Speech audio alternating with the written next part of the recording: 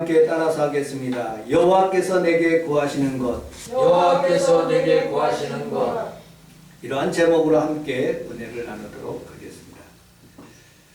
망원동에 가면 희망순복음교회라는 교회가 있습니다. 지금 지방회장이신데 그 교회가 20년 전에 지하실에서 개척하게 되었습니다.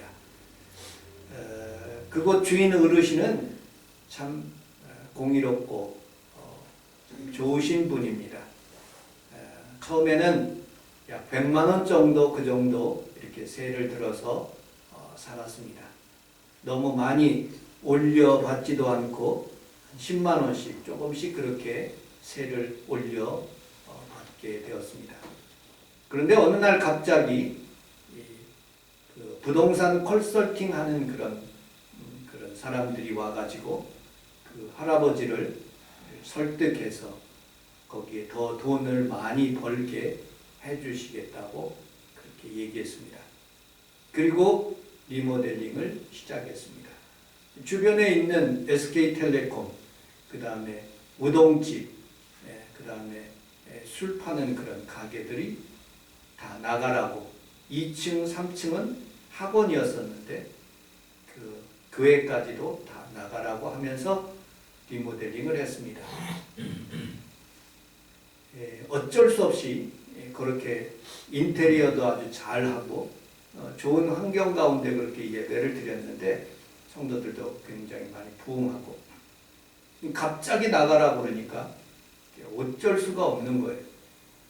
그래서 이곳저곳을 찾다가 엘리베이터가 없는 5층 건물에 있는 그런 곳에 이동을 하게 되었습니다. 그리고 그곳에서 예배를 드리는데 마침 그곳은 여의도 순복음교회 권사님 그런 빌딩입니다. 인테리어를 7천만 원 주고 그렇게 인테리어를 하고 예배를 드리면서 코로나가 이렇게 접하게 되었습니다. 하나님 은혜 가운데 그 권사님이 그 가격을 깎아주시고 또 감사헌금까지 해서 지금은 잘 운영하고 있는 그런 모습을 보게 됩니다. 건물 주인들이 예수 믿는 사람들이 없을까요? 아마 있을 것입니다. 합리적인 분들이 없을까요? 있을 것입니다. 그런데 어떤 이익이나 어떤 삶에 어떤 보탬이 되는 그런 목적으로 그것을 완전히 사람들을 몰아내고 너무 큰 이익을 위해서 그렇게 사는 모습을 보게 됩니다. 우리 김혜희 권사님 가정에서도 갑자기 많이 그렇게 요구하는 바람에 우리 혜숙이가 그것을 정리했다는 그런 말을 들어봤습니다. 여러분, 우리는 살아가면서 신앙인이든지 아니면 어떤 그런 예수 믿지 않는 그런 삶을 살아갈지라도 우리 하나님께서 과연 우리에게 원하시는 것이 무엇인가 한번 곰곰이 한번 생각해 보았습니다.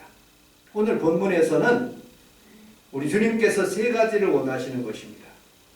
여러분들, 내가 하나님 앞에 예배드리러 오는데 어린 수송아지 그것을 가지고 하나님 앞에 가지고 와서 하나님 앞에 그것을 제물로 드려가면서 예배드리는 것, 많은 수양을 가지고 하나님 앞에 예배드리는 것, 그리고 내 죄를 위해서 우리 아들 평강이를 이삭처럼 하나님 앞에 잡아서 드리는 것.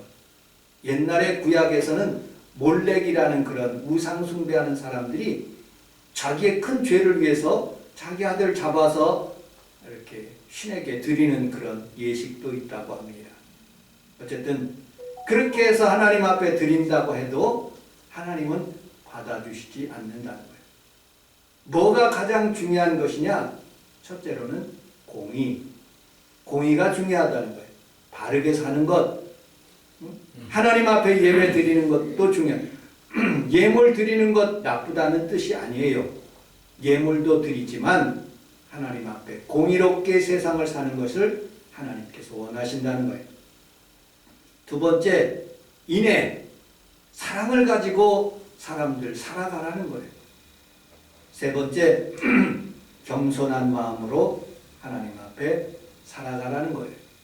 그것을 우리 주님께서 우리에게 말씀하시는 부분들을 보게 됩니다. 저는 하나님 말씀 중에 두 가지 성경 구절을 굉장히 좋아합니다. 첫 번째는 로마서 8장 28절. 우리가 알거니와 하나님을 사랑하는 자 곧 그 뜻대로 부르심을 입은 자들에게는 모든 것이 합력하여 선을 이룬다. 목회를 하면서도 답답할 수가 있어요. 그렇게 갑자기 나가라고 할 수도 있지만 하나님 그것을 또 선으로 바꾸시는 하나님이다 하는 그런 생각을 해보았습니다. 두 번째는 구약에서 가장 좋아하는 구절 중에 미가서 6장 8절. 사람아, 주께서 선한 것이 무엇임을 내게 보이셨나니 여호와께서 내게 구하시는 것은 오직 정의를 행하며 인자를 사랑하며 겸손하게 내 하나님과 함께 행하는 것이 아니냐라고 말씀하시는 그 구절인 것입니다. 여러분들, 오늘 여러분들과 함께 이 세 가지를 알아볼 때 하나님의 깊으신 뜻이 여러분들 가슴속에 넘쳐나고 하나님이 주시는 음성을 통하여 새 힘을 얻기를 주님의 이름으로 축복합니다. 아멘. 우리 8절을 같이 한번 읽어보도록 하겠습니다. 8절 시작. 사람아, 주께서 선한 것이 무엇임을 내게 보이셨나니 여호와께서 내게 구하시는 것은 오직 정의를 행하며 인자를 사랑하며 겸손하게 내 하나님과 함께 행하는 것이 아니냐. 아멘. 6장 1절서부터 2절까지 보면 하나님께서 이스라엘 백성들을 재판장 아래로 이렇게 다 모이도록 그렇게 한번 변호사와 검사가 되어서 재판을 한번 해보자. 이스라엘 백성들에게 그렇게 얘기하는 거예요. 그리고 3절서부터 6절까지는 하나님이 그동안에 여러분들에게 그리고 이스라엘 백성들에게 다 행하신 애굽에서 여러분들을 건져내시고 메추라기와 만나를 먹이시고 능력의 하나님이라는 것을 그들에게 보이셨어요.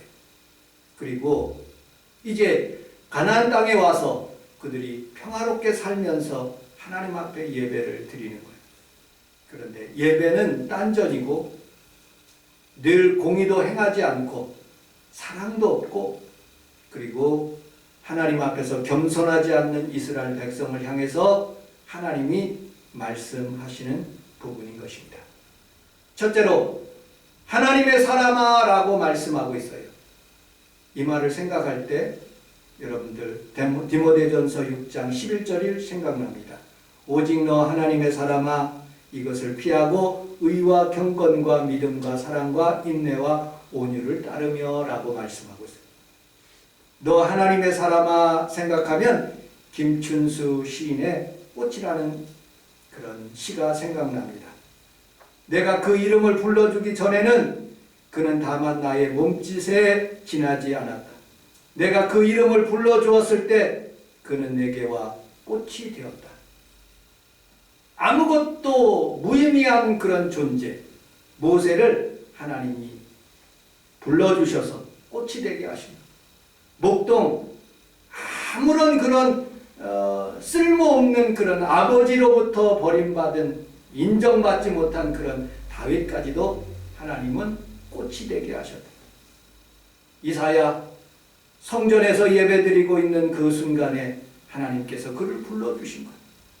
여러분들 세상에서 볼 때는 저와 여러분들 아무런 그런 능력이 없는 사람이고 보잘픈 사람이에요. 그러나 하나님께서 여러분들을 성도로 꽃이 되게 하셨다는 거예요. 오늘 여러분들이 하나님 앞에 예배 드릴 때 이런 하나님의 사람으로서 예배 드릴 때 이 세 가지 여러분들에게 은혜가 되고 치료가 되고 축복이 되시기를 주님의 이름으로 축복합니다. 아멘. 첫째로 공의, 하나님 앞에 공의롭게 살아간다. 바른다는 거예요. 정직한다는 거예요. 왜 하나님은 우리에게 공의를 말씀하시느냐? 여러분들, 내가 사는 길이 하나님이 거룩한 것처럼 나도 거룩하고 하나님이 공의로운 것처럼 나도 공의롭게 그렇게 살아가는 뜻입니다. 나라가 공의가 없으면 안 되는 거예요. 여러분들 세상의 세계사를 연구해 보면 18세기에서는 왕과 귀족 중심의 삶이, 근데 18세기에서는 그것이 무너지고 왕과 귀족이 평민들이 하나가 되었어요. 19세기에 들어오면서 여성과 남성의 구별이 있었어요. 옛날에 우리 어머니는 그렇게 사람의 숫자도 세우지 않았던 것이죠. 그런데 지금 19세기에 들어오면서 여성과 남성을 똑같이 참정권을 줬어요. 20세기에 들어오면서 흑백, 흑인, 백인, 종 그런 것들이 다 무너지고 똑같이 흑인도 예전에는 백인만 사용하는 화장실, 백인만 들어가는 교회 그렇게 있었지만 다 함께 예배드릴 수 있도록 그렇게 만드시는 모습을 보게 됩니다. 지금 우리나라의 세대 갈등이 있대요.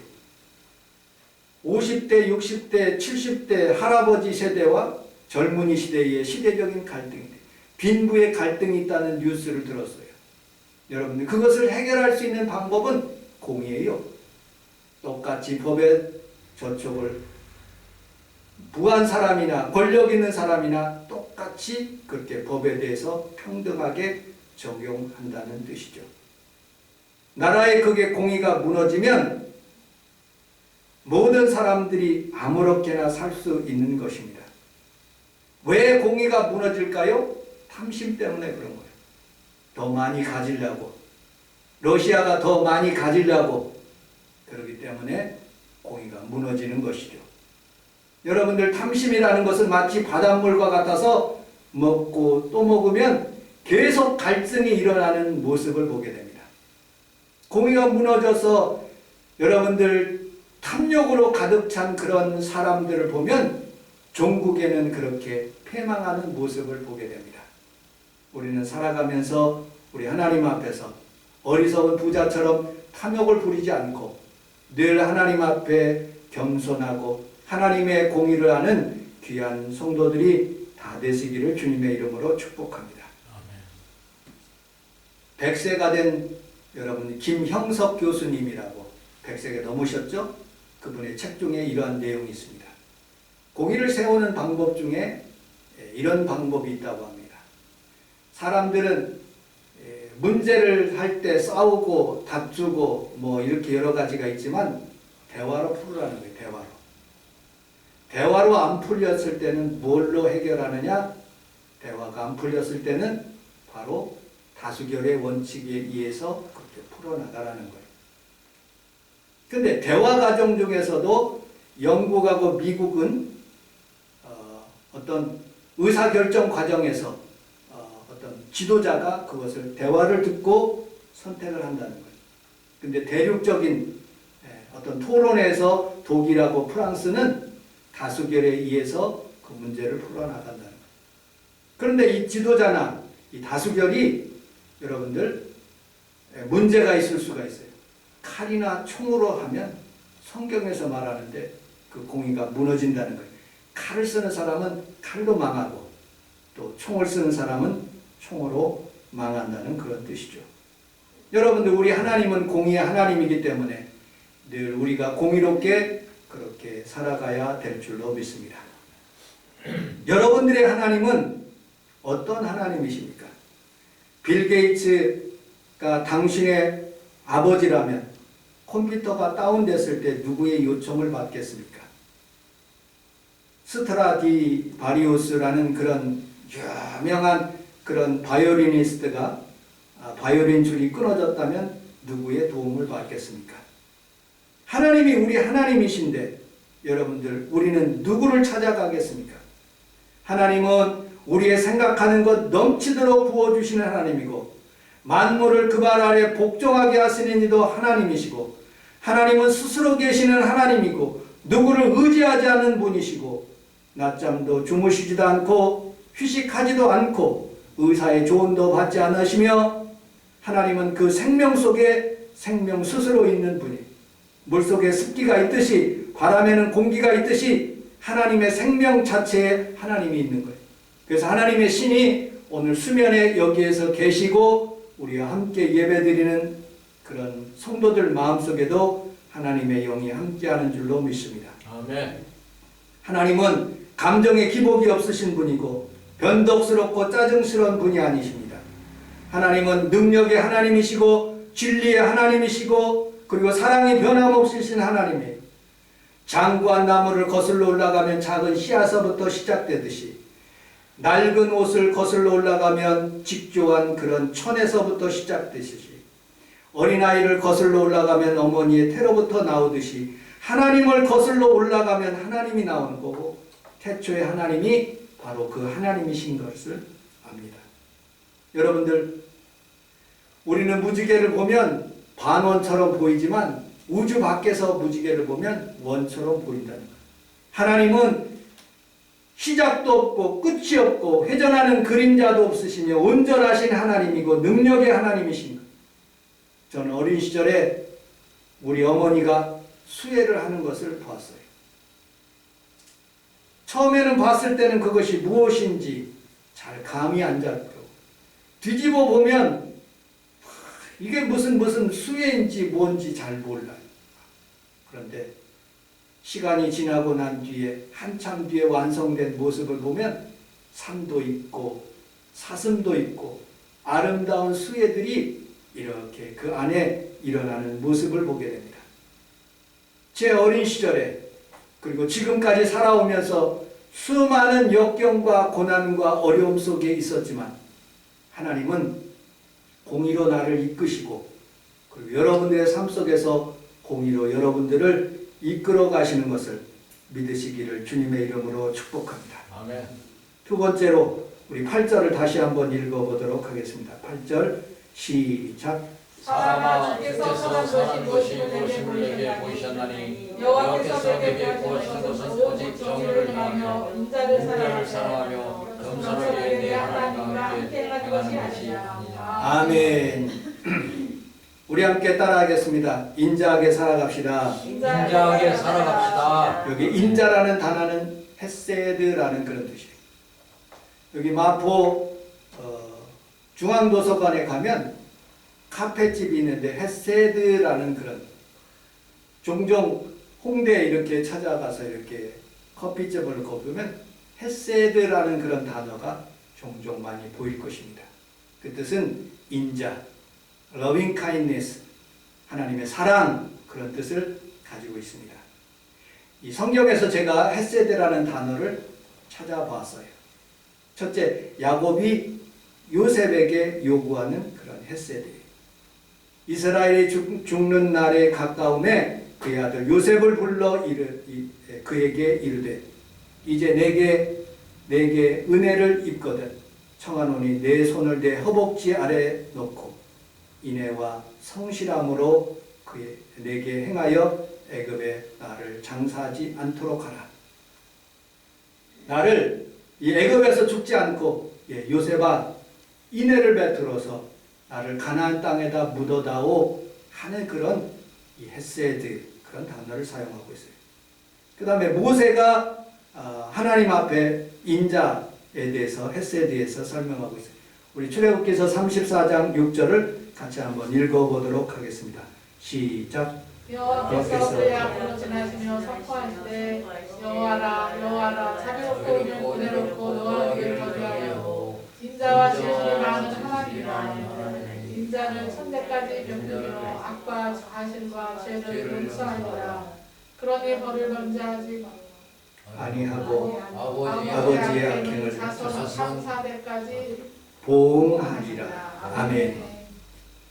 여러분들, 우리 주님께서는 인애를 많으셔서 헤세드가 많아서 그 자손들을 1000대까지 복을 내려주신다. 그런데 잘못했을 때는 3, 4대까지 보응하신다. 이게 헤세드라는 그런 뜻이에요. 보아스와 롯에 대해서 여기서 잘 말씀하고 있습니다. 룻기서 3장 9절을 같이 한번 읽어보도록 하겠습니다. 시작. 이르되 내가 누구냐 하니 대답하되 나는 당신의 여종 롯이오니 당신의 옷자락을 펴 당신의 여종을 덮으소서. 이는 당신의 기업을 물을 자가 있나이다 하니 그가 이르되 내 딸아 여호와께서 내게 복을 주시기를 원하노라. 내가 가난하건 부하건 젊은이를 따르지 아니하시니 내가 베푼 인애가 처음보다 나중에 더하도다. 아멘. 아무것도 없는 롯이라는 여자가 그의 어머니 시어머니와 함께 베들레헴에 이르렀어요. 이삭을 죽고 있어요. 보아스가 인애를 베풀어 주시는 거예요. 하나님의 인애예요. 이건 사랑이에요. 그냥 모든 것을 다 베풀어 주셔요.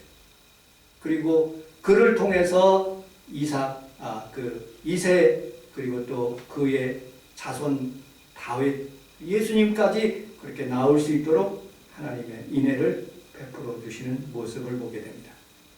우리 주님의 인애는 마치 우평 강도에 있는 그런 인애, 그렇게 사악하게 살았던 그런 사람들까지도 하나님께서는 인애를 베풀어 주신다는 거예요. 우리나라의 살인자로서 1975년 최대의 살인자 김대두 사건을 기억하시는 분들이 있을 거예요. 그는 도끼로 장작 패듯이 사람들을 죽였습니다. 17명이나 생명을 빼앗았습니다. 1976년 12월 28일 날 사형집행을 하게 됐는데 사형집행관의 마지막 질문입니다. 마지막으로 할 말이 있는가? 그는 김대두는 이렇게 답변했습니다. 하나님께서 저를 사랑하셔서 여겨주셔서 주님을 믿게 하시고 구원받게 하셨으니 감사합니다. 그리고 숨을 쉬면서 여러분들과 영영이 이별하는 것은 아니지만 하나님 나라에서 다시 뵙겠습니다. 그리고 특별히 은혜롭게 저를 구원해 주신 우리 목사님에게 너무 감사합니다 라고 그렇게 얘기했답니다. 이때 동서간 목사님이 그 사형집행하는 그 김대두에게 이렇게 성경 말씀을 읽어줬답니다. 내가 나와 함께 낙원에 있으리라. 누가복음 23장 42절로 43절의 말씀을 읽어줄 때 김대두의 두 눈에 눈물을 흘리며 큰 소리로 아멘하면서 찬송가를 울리며 그는 하늘나라로 갔다는 그런 책을 읽어보았습니다. 우리는 살아가면서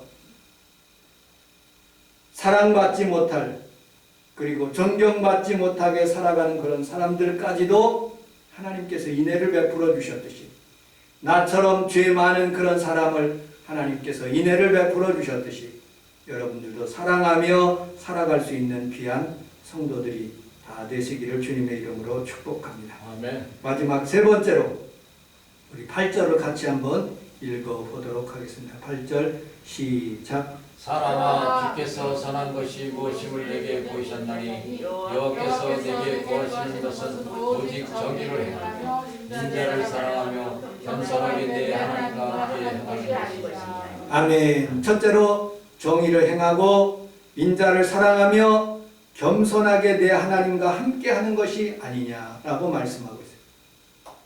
여러분, 겸손하게 산다는 것은 하나님 앞에 축복을 받는 것이에요.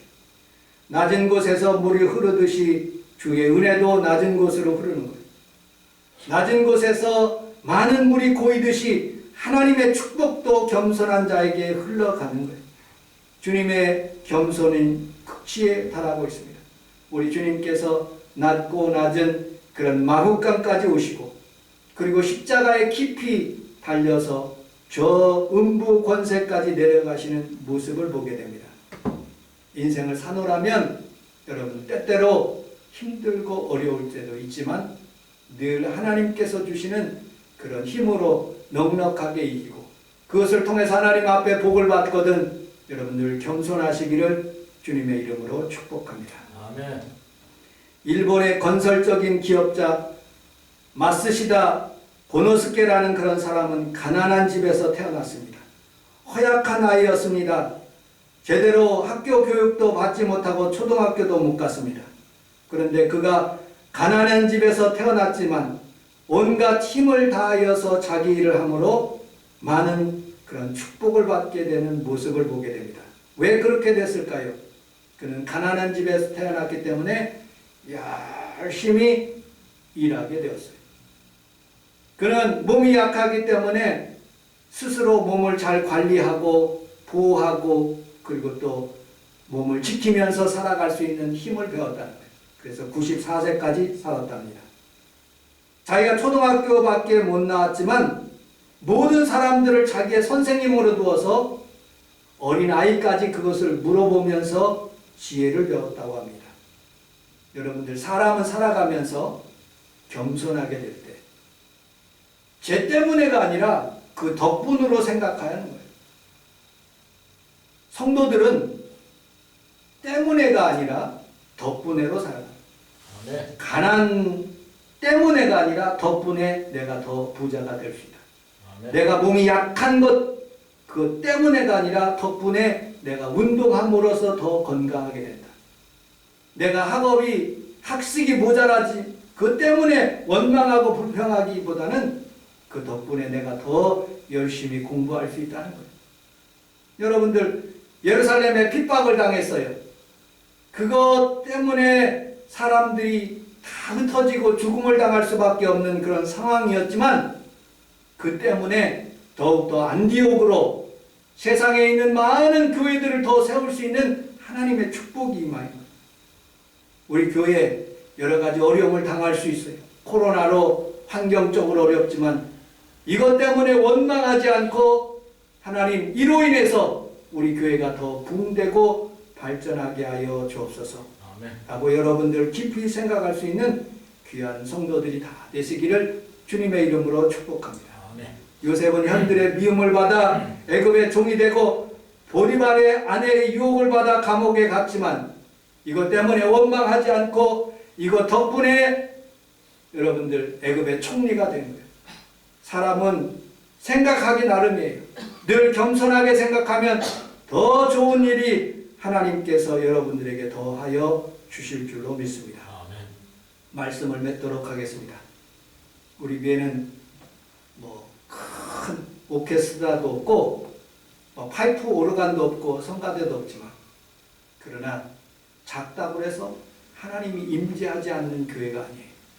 여러분들 삶 속에서도 하나님이 임재하시고 지금도 도와주시고 우리 예배를 받아주시는 하나님인 것을 믿고 믿음으로 살아가시기를 주님의 이름으로 축복합니다.